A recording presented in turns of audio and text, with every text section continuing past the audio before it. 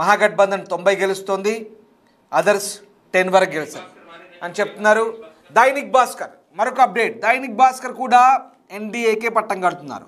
160, 145 నుంచి 160 Dainik Bhaskar. Congress plus RJD 91, 73 నుంచి 91, ఇతరులు 5 నుంచి 10. మళ్ళీ చెప్తున్నాను, దైనిక్ భాస్కర్ ఎన్డీఏకే పట్టం కడుతున్నారు. 160, 145 నుంచి 160, మహాగఠబంధన్ 91, 73 నుంచి 91, ఇతరులు 10, 5 నుంచి 10. వీళ్ళు కూడా ఎన్డీఏ వైపే మొగ్గు చూపుతున్నారు. సో మెజార్టీ సర్వే సంస్థలన్నీ కూడా ఎన్డీఏకే పట్టం కడుతున్నాయి.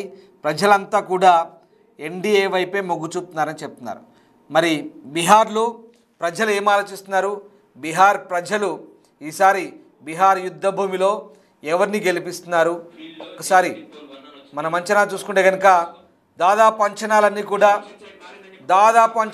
కూడా ఎస్ పీపుల్స్ ఇన్సైట్ సర్వే సంస్థ అప్డేట్స్ ఇస్తుంది. BJP JDU 148, 132 to 148, Congress plus RJD 87 to 102, others 3 to 8. I repeat, People's Insight 148, Mahagathbandhan Congress plus RJD 102, others 8. ఇది పరిస్థితి. ఓవరాల్గా ఎన్డీఏ వైపే మొగ్గు చూపుతున్నారు. ఎన్డీఏ వైపే ప్రస్తుతం ఫలితాల అంచనాలు కనబడుతున్నాయి.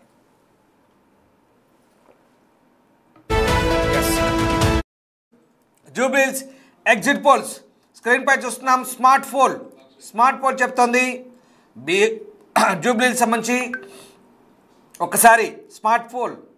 BRS 42.1%, INC Indian national Congress 48.2%, BJP 7.6%, ఇతరులు 2.1%. స్మార్ట్ పోల్ అంచనా ఇది.